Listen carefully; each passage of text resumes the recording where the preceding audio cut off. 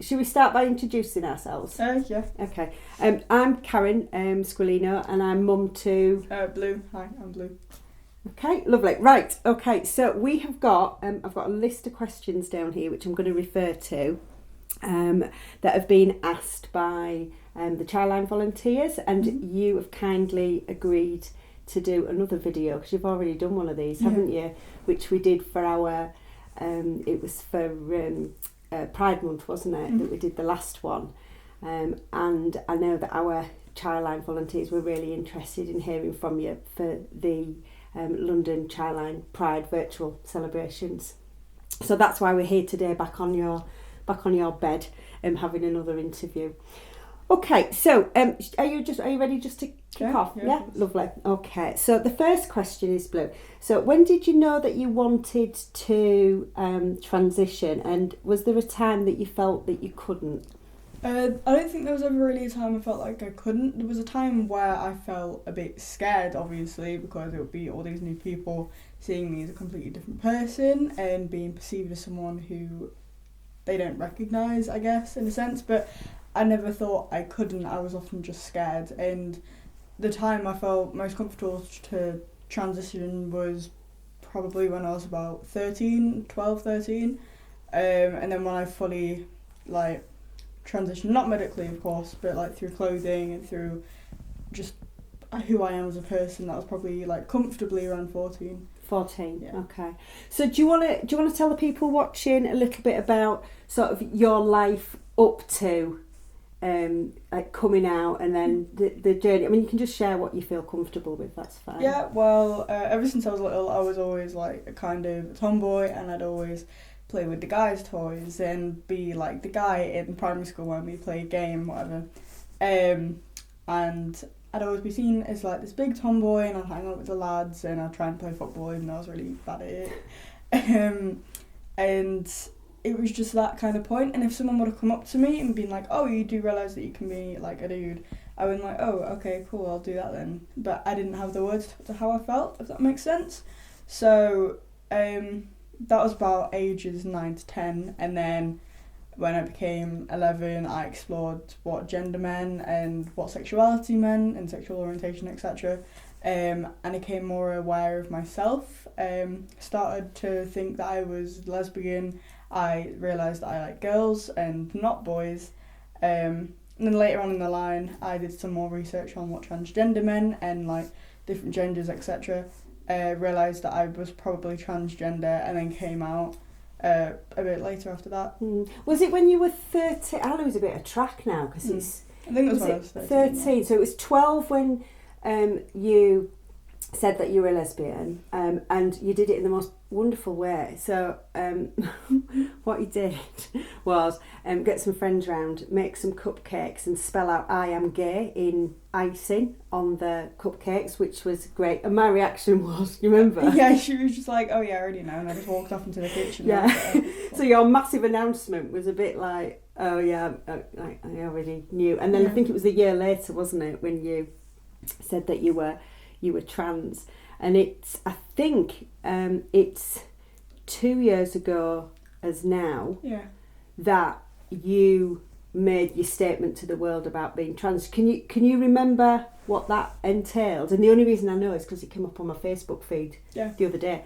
So do you want to explain what you did? Well, basically I spent months on end writing a song and making an entire music video for it. We went to a festival, and I filmed some stuff in the festival of me and my friends, and then some other clips of me hanging out with people and just me as a whole, I guess, explaining who I was. And the song was about being dysphoric, meaning that you're not comfortable in your own body and that you feel that you need to be in, for example, an actual cis male's body. What's a cis? Basically a born male, as in your organs are male. That makes sense? Yeah. So you did your music video, and then you put it on YouTube? I was going to, and then lost the video, but it's on my Instagram, so... Yeah, and then you asked me to... I remember my Facebook post was that you'd asked me to put a link to it, so it was we had a whole social media plan around you coming out, because at that time, you were at secondary school, weren't you? And you'd left the summer holidays as a girl, but we'd spoken to school, hadn't we, about you going back in September with your new name and your new identity. So you needed to do quite a bit of work over that summer to make sure everybody was where they needed to be. So you had all family and friends to tell, didn't you? So it was quite a lot of work to do for you. So we'll talk about school in a bit. Okay.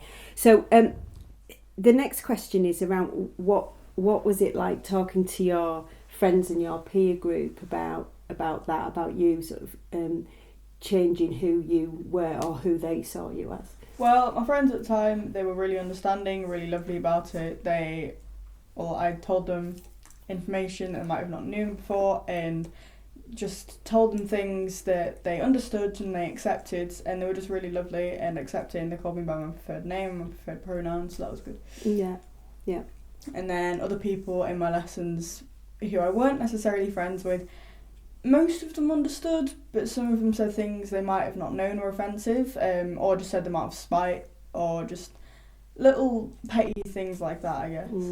I remember, like, you when you were preparing to go back into school with your new identity, you sat down, because you write quite a bit, don't you? You quite like writing, quite creative, and you sat down and thought about all of the awful things that people could say and prepared your responses to them.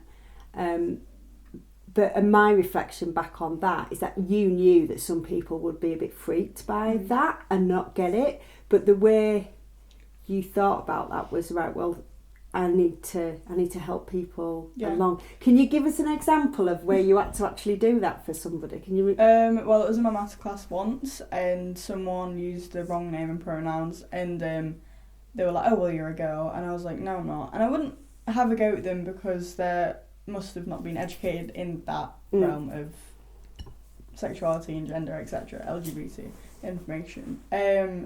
So I just had to tell them about it. It wasn't being rude, and I just nicely explained, and they were like, "Oh, okay, that's cool." And by the end of the year, they kind of understood, and they were really nice towards me. So. Yeah. So your sort of strategy and approach paid off. Did you? Because we didn't talk about that. I mean, we talked about the challenges of it, but the strategies for dealing with it, I don't remember having a conversation with you about how to deal with it. So how did you know that? Writing stuff down about what people could say. Where did you get that information from? Well, it's just like how you brought me up to.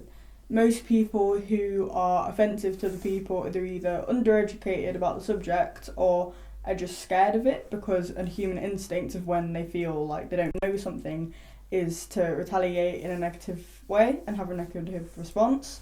So if someone say, "Oh, well, you're a girl," I'll just be like, "Oh, no, I'm not. You're just a bit undereducated," and I'll try and tell them what it means. Basically, it's... Okay. So you tell people are undereducated and try to... No! Does that run the risk of you alienating? No, I'm not saying you're undereducated.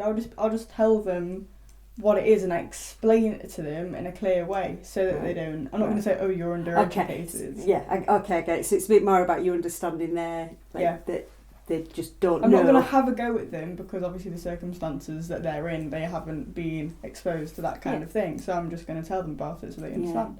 I think about that quite a bit because we are around sort of other trans young people, LGBTQ plus people in the home. We're very relaxed by it, but you forget sometimes, don't you, that not everybody's in that same place. Okay, right. I'm going to just talk to you a little bit about school now. So the question is, how did teachers and staff in school react to your transition? That's the question. But what I thought might be helpful is if you talk a little bit about school. You've talked about sort of coming out as trans at school. So should we start from the bit when we went to see your support teacher at your last school? Well, in my last school, we went to go see my head of year, and she was really great about it. She didn't understand everything completely, but that's expected. So we just talked through it, and she was really, really helpful, really, really understanding, really, really nice about it. And then when the actual year came and I was back in school after the 6 weeks holidays, Most people understood, most people were okay about it, but it's just like with PE, they'd be like, oh, are you in girls' PE or boys' PE? And like girls' PE, and it would be the teachers that were more confused than the students. They'd be like, well, you need to be in girls' PE because like you have the anatomy of a female, so it makes sense to go in there. And I'm like, no, that's not what we agreed. And then I was told to go into disabled toilets multiple times, and I was like, that's not what we agreed either.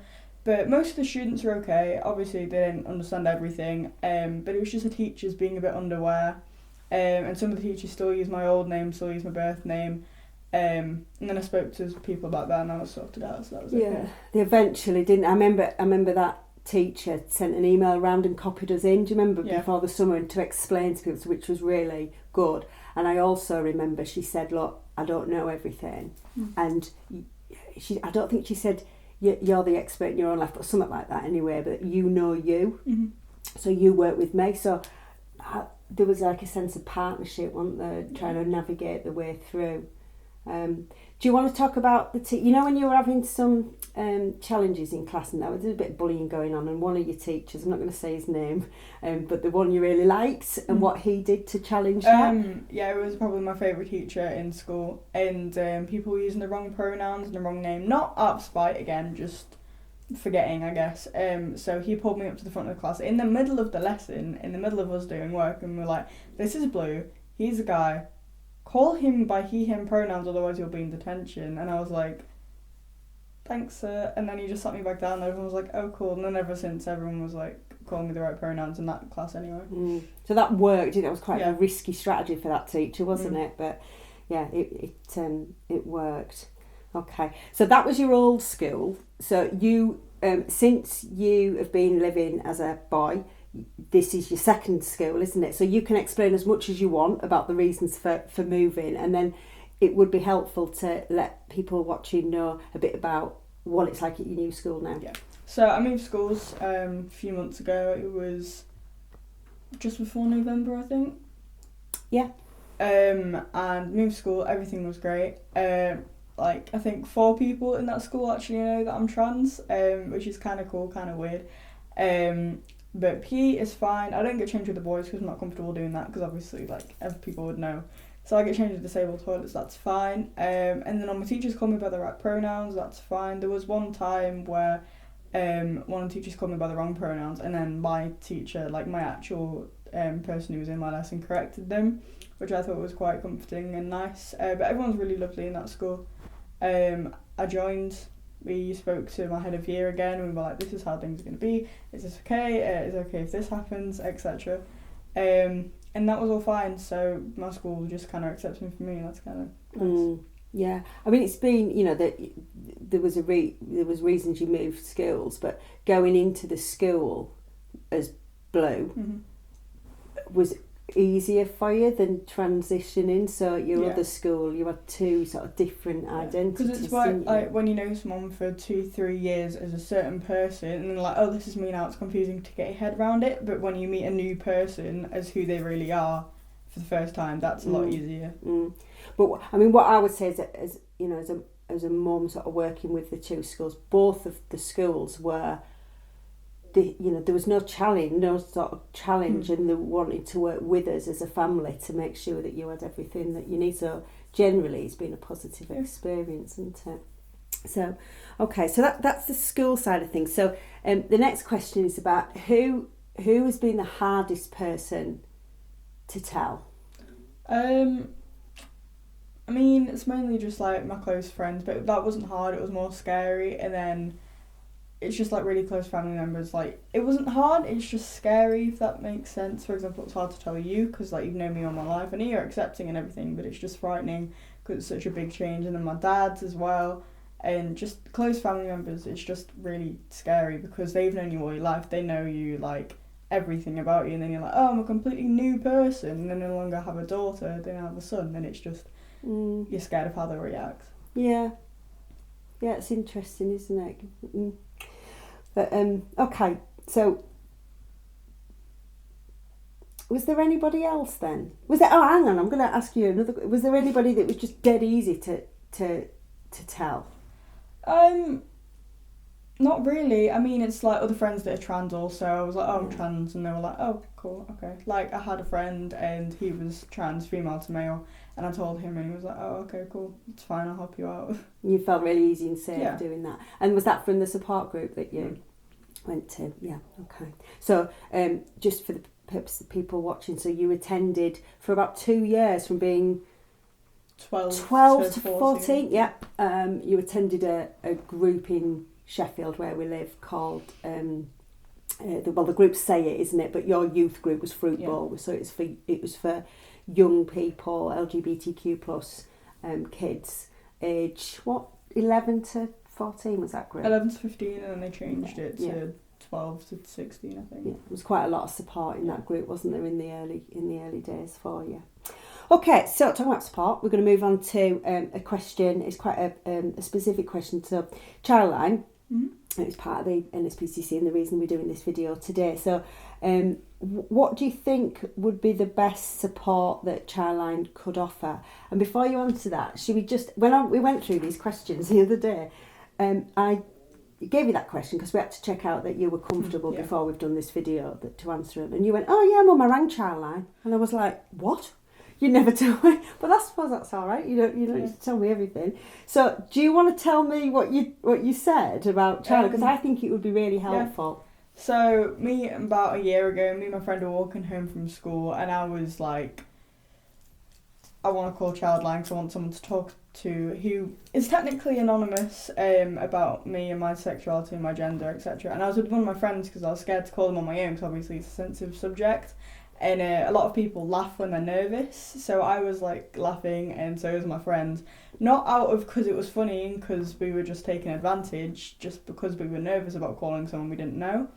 And I called them and I was like, can I talk to you about my sexuality and my gender? And you could hear my friend laughing in the background, and they were like, well, this is private, this is confidential, you can't have friends laughing in the background, this is a serious matter, and then hung up. And I was like, oh, okay. And then I just never spoke to him again because I was scared. Okay. Like, it was a really negative first experience. What made you feel scared about ringing just, back? It's just, that first experience wasn't great, and I just saw Childline in a different light, I guess, with like the phone number and all of that.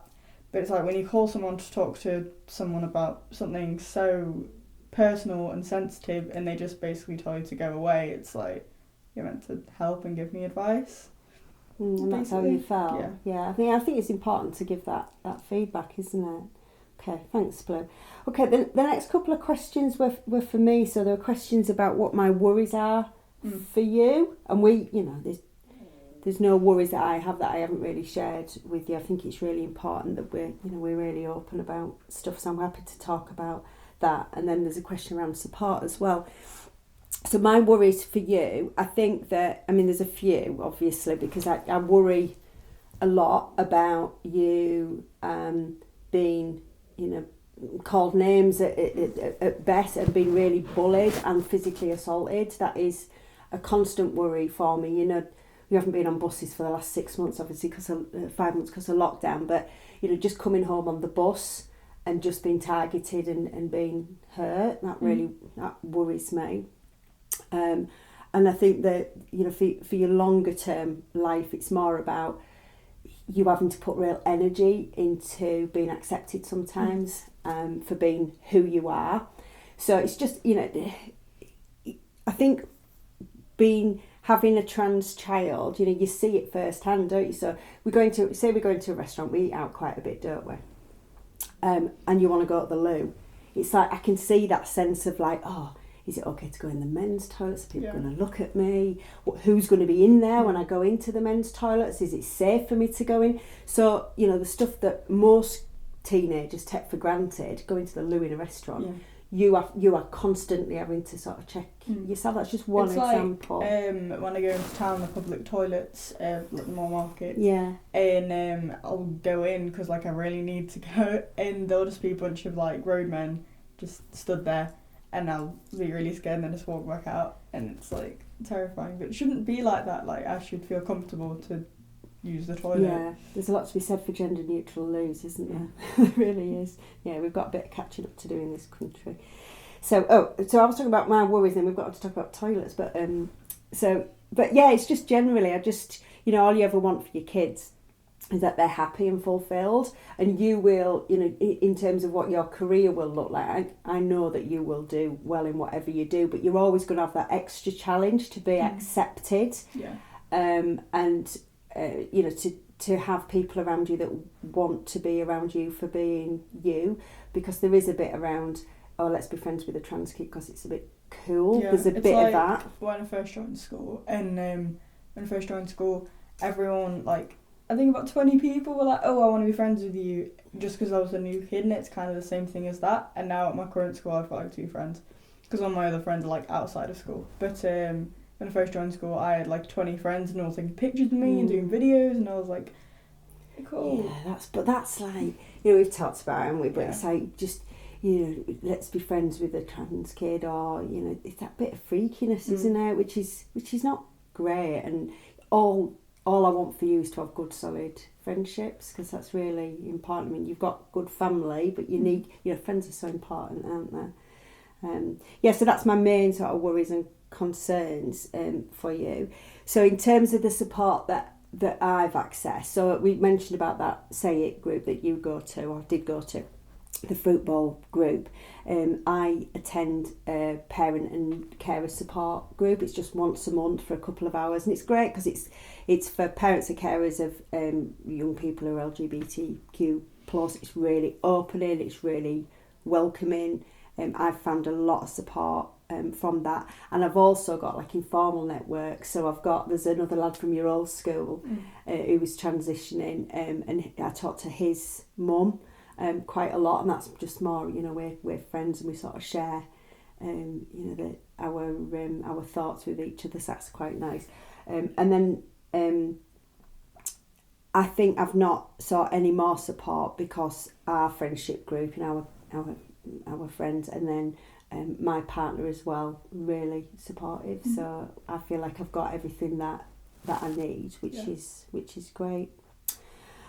Okay, so the next question, Blue, is if you could offer other parents or children any advice, what would it be? Well, if you're a trans person yourself, I'd just say you should just rather be hated for someone you are than loved for someone who you're not, because if you're living a life as someone who you don't feel comfortable as, you're not going to be happy ever, because if you're not you and you're not identifying as what you feel comfortable with, you're never going to be happy.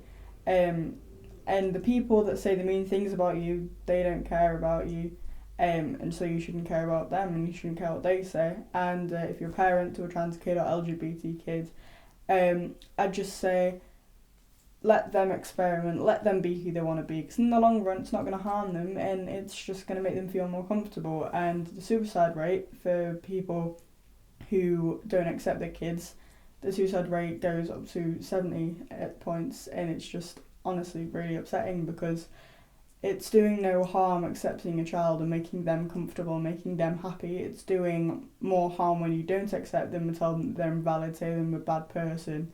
So I just say if they come out as anything, you need to accept them, because when you decide to have a kid, you need to know what will happen and who they might become, and you need to learn to accept that, because it's not your problem, it's theirs, and they are who they are. Yeah. I think that's really good advice. It is just about acceptance, and I think that it's been easy in our sort of family to accept, because you've been so open as well to talk about who you are, and you've sought, the internet's been a really good source of support. I mean, it can be a difficult and challenging place, the internet, but you've rooted out some really good support in there. And your friendship group as well. So you've been really open, so that's really helped us as a family understand what you need or what you don't need as well. I think the advice I would give to other parents or carers is just be really honest with how you feel, because we were really accepting of you. And it was absolutely fine. There was no question of that. But then for me, there was a bit about, well, I gave birth to a girl, and now I've got boy, what does that mean? It's like, it's a bit of grief really. But then I suppose it was easier with you because you were never a pink princess, were you? Let's face it. You were a dungaree wearing, tree climbing, dinosaur playing kid, weren't you? You weren't a girly girl, so that shift wasn't too much. But for other parents, I would say, like, be honest about how you feel. It's okay to feel that bit of loss. It's like I was saying earlier, when you're that scared about something and scared about losing a child you might have had, you tend to negatively retaliate as a situation. And I just don't think, like, obviously it's difficult getting through that, but it's going to be more difficult for your child. And I think at that point you need to put your child first because they're going through more than you. Yeah, no, it's really good. That's a really good piece of advice. Okay, right, we're going to finish up. So I'm going to like to finish on a positive. So tell us the best thing about being 15 and trans. Well, being 15 and trans, it's just you get to meet new people, and the kind of things you say and do kind of bring in more attention from more alternative people and different people you might have not even met before or even thought of. And honestly, it's just kind of great because you just have so many new experiences. You go to Pride and you can just do things you've never done before and learn things about society, about yourself. And it's positive in some respects. Some people might see being transgender as a really big negative thing, which at some points it's not fun and it is scary, but you also need to look at the positives of meeting cool people and making new friends through youth groups and the internet and videos and etc. Lovely. Okay. Yeah. Shall we finish there? Mm-hmm. Okay. Thank you, Blue. That's been absolutely brilliant. Wonderful. Okay. Thank you.